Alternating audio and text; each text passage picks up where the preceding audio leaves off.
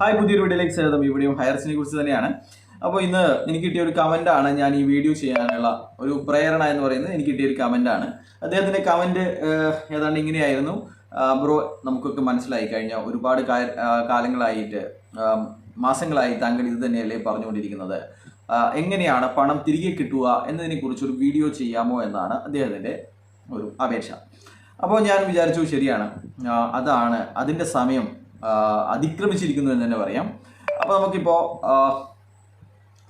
ഇവിടെ കുറച്ച് ആൾക്കാർ മാത്രമാണ് നിയമപരമായിട്ട് എങ്ങനെ ഈ പണം നമുക്ക് ലഭിക്കുമെന്നതിനെ കുറിച്ച് ചിന്തിച്ചിട്ടുള്ളൂ. ബാക്കി എല്ലാവരും ഇപ്പോഴും ഈ ലീഡർമാരൊക്കെ പറയുന്നത് കേട്ടുകൊണ്ട് കമ്പനിയുടെ തിരിച്ചുവരവ്, കമ്പനി തിരിച്ചു വന്ന് വീണ്ടും മണി ചെയിൻ ചെയ്ത് ഇവർക്ക് ആഴ്ചയ്ക്ക് പൂൾ ഇൻകം ലഭിക്കും എന്ന് കരുതിയിരിക്കുന്ന കുറച്ച് ആൾക്കാരുണ്ട്.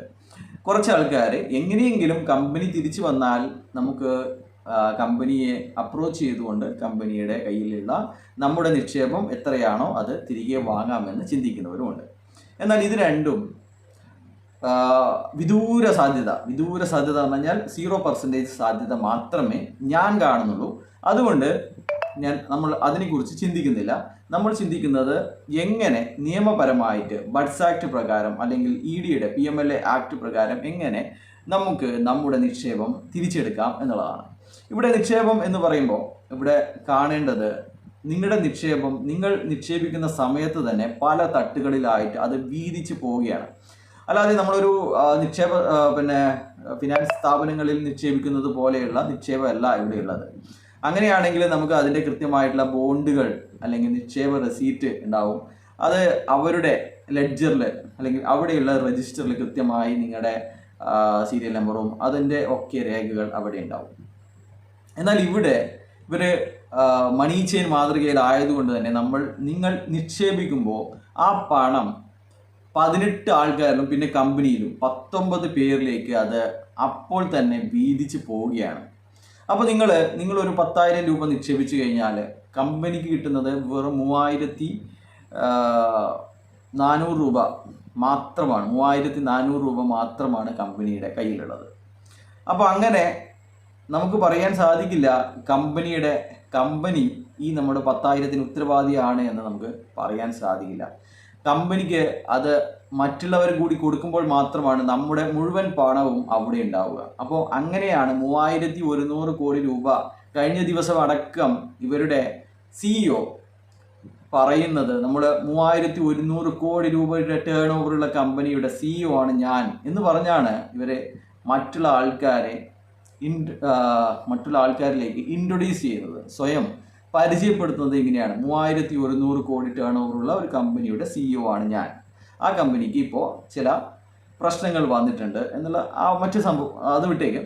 അപ്പോൾ അതുകൊണ്ട് തന്നെ ഇതിൽ കുറച്ചുകൂടി പരിശോധനകൾ ആവശ്യമുണ്ട്.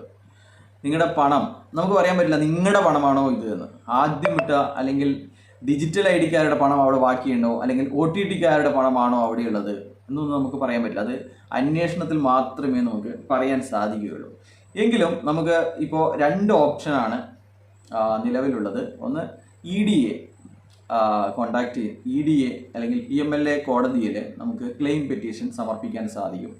അത് ഇപ്പോൾ നിലവിൽ 50-ലധികം FIRകളാണ് ഉള്ളത്. അതിൽ ഒരു 30ഓളം പേര് ഈ രീതിയിൽ അപ്രോച്ച് ചെയ്തിട്ടുണ്ട്. EDയെ ക്ലെയിം പെറ്റീഷൻ എന്ന രീതിയിൽ അവരുടെ ക്ലെയിം പെറ്റീഷൻ അടുത്ത ദിവസങ്ങളിൽ PMLA കോടതിയിൽ അത് സമർപ്പിക്കപ്പെടും.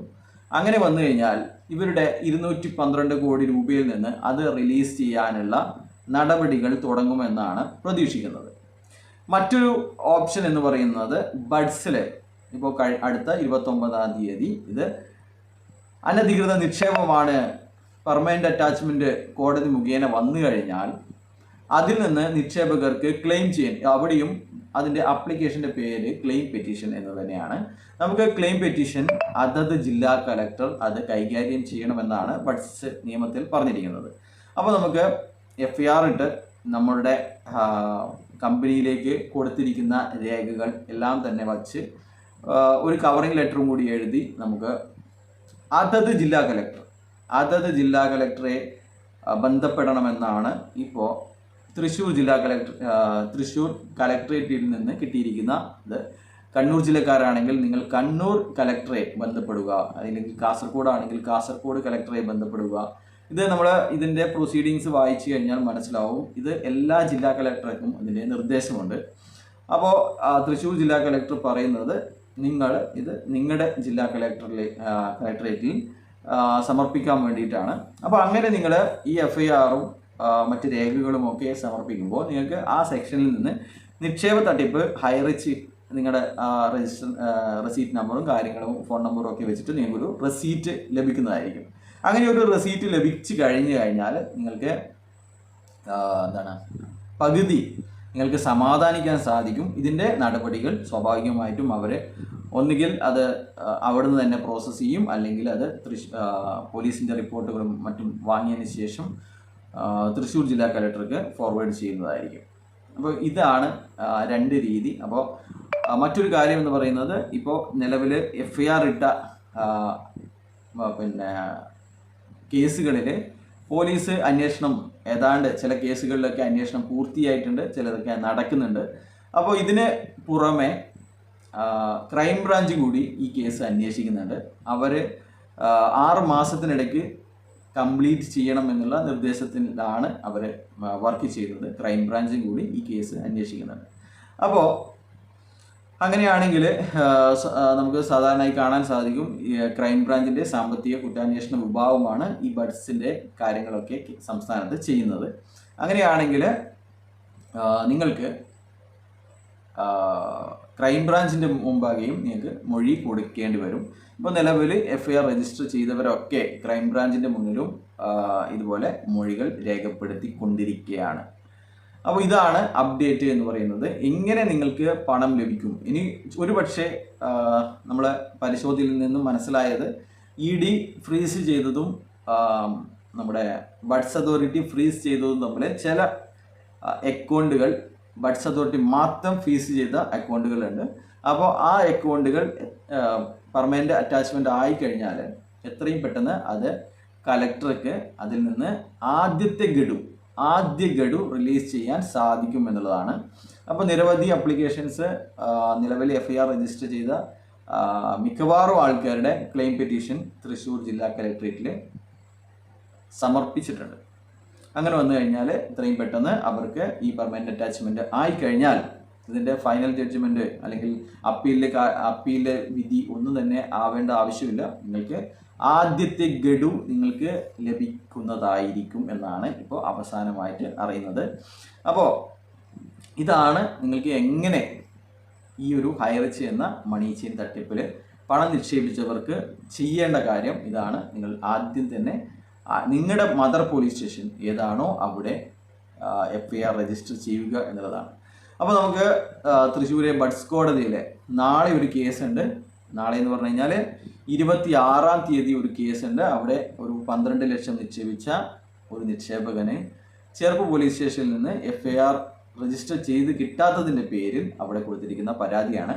അപ്പോൾ അത് കോർട്ട് മുഖേന ആണെങ്കിൽ അവർക്ക് നാളെ ഒരുപക്ഷെ FIR രജിസ്റ്റർ ചെയ്യാനുള്ള അപേക്ഷ ഉണ്ടാവും. നിങ്ങൾക്ക് ചിലപ്പോൾ മദർ പോലീസ് സ്റ്റേഷനിൽ നിന്ന് FIR രജിസ്റ്റർ ചെയ്ത് തരുന്നില്ല എങ്കിൽ നിങ്ങൾക്കും ഇതുപോലെ അതത് ബഡ്സ് കോടതിയെ, എല്ലാ ജില്ലകളിലും ബഡ്സ് കോടതികളുണ്ട്, അതത് ജില്ലാ ബഡ്സ് കോടതികളെ സമീപിച്ചുകൊണ്ട് നിങ്ങൾക്ക് അവിടെ നിങ്ങളുടെ അപേക്ഷ സമർപ്പിച്ചു കഴിഞ്ഞാൽ വക്കീലിൻ്റെ പോലും ആവശ്യമില്ല.